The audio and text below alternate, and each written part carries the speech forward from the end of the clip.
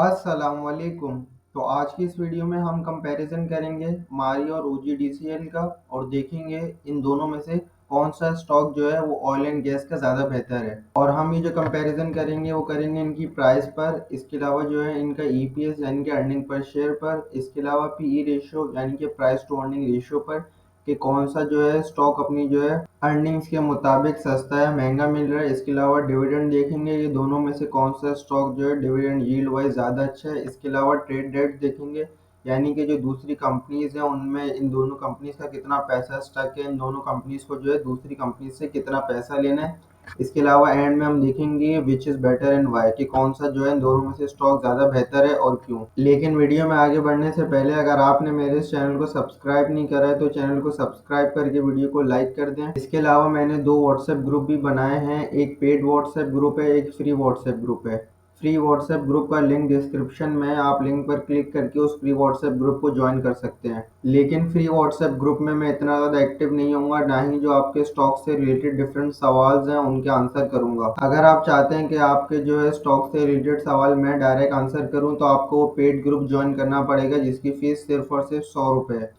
इसके अलावा भी उस पेड ग्रुप में जो है डिफरेंट स्टॉक से रिलेटेड आपको डिटेल एनालिसिस करके बताया जाएगा और बताया जाएगा कि कौन से स्टॉक्स जो है लॉन्ग टर्म के लिए अच्छे हैं और कौन से जो है लॉन्ग टर्म के लिए अच्छे नहीं है। तो अगर आपको वो पेड ग्रुप ज्वाइन करना है, आपकी स्क्रीन पर नंबर लिखा हुआ आ रहा है, आप मुझे इस नंबर पर कॉन्टेक्ट करके मुझसे पेमेंट की डिटेल और ग्रुप की डिटेल हासिल कर सकते हैं। तो चलें वीडियो शुरू करते हैं।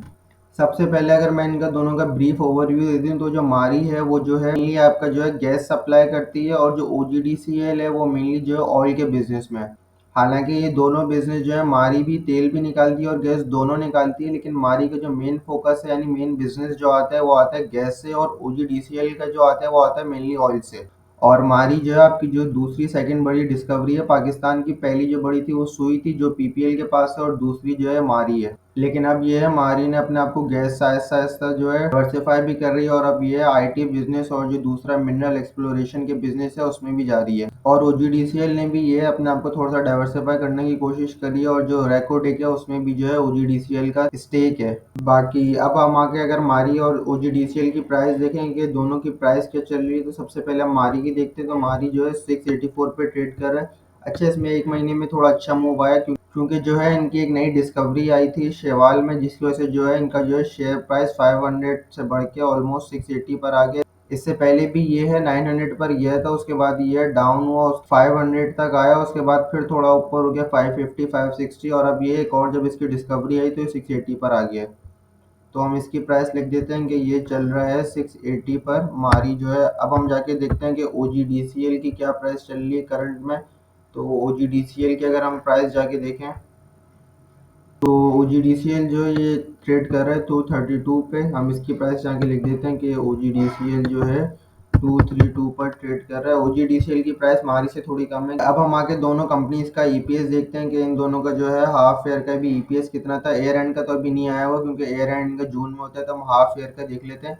क्वार्टरली में हम आके देखते हैं तो दो क्वार्टर का जो ओजीडीसीएल का दिख रहा है वो 9.5 प्लस 9.6।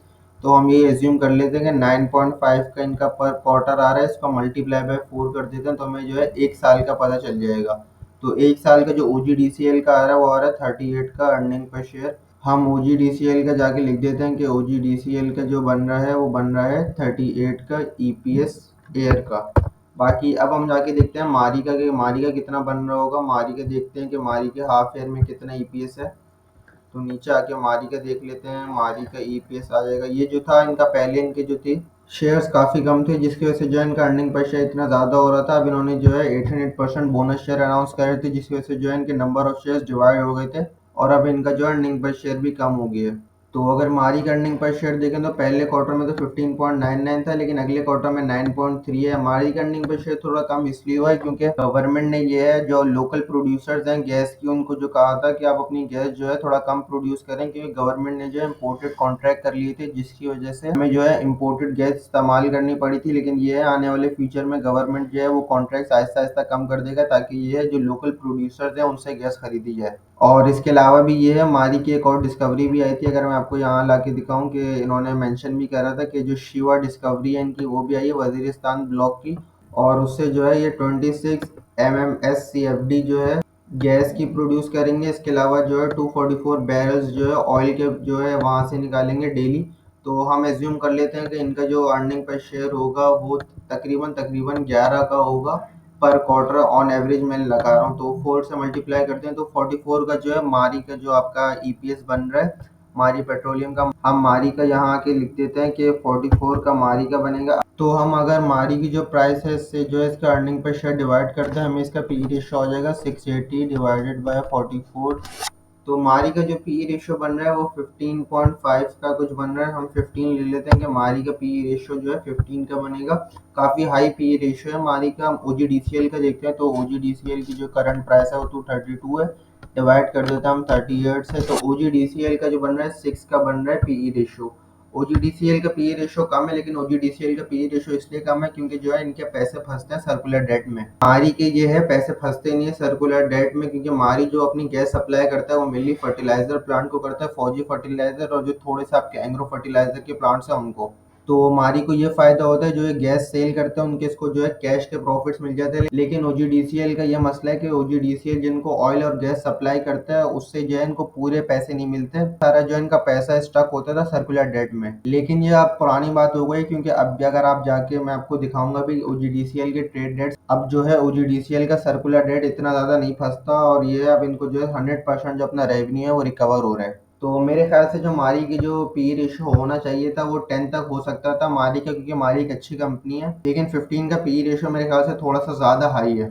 और ओजीडीसीएल का मेरे ख्याल से फेयर इनफ है, 6 to 8 के दरमियान का ओजीडीसीएल का पी रेशियो होना चाहिए था। अभी भी ये 6 के दरमियान ही है। बाकी अब आके हम दोनों के डिविडेंड देखते हैं कि दोनों कंपनीज ने जो है अभी तक हाफ ईयर में कितना डिविडेंड दिया। सबसे पहले मारी का अगर हम आके देखें तो मारी ने अभी तक जो है हाफ ईयर में कोई भी डिविडेंड अनाउंस नहीं करा। इन्होंने ईयर एंड पे 800% बोनस और 134 रुपीज़ का डिविडेंड अनाउंस करा था।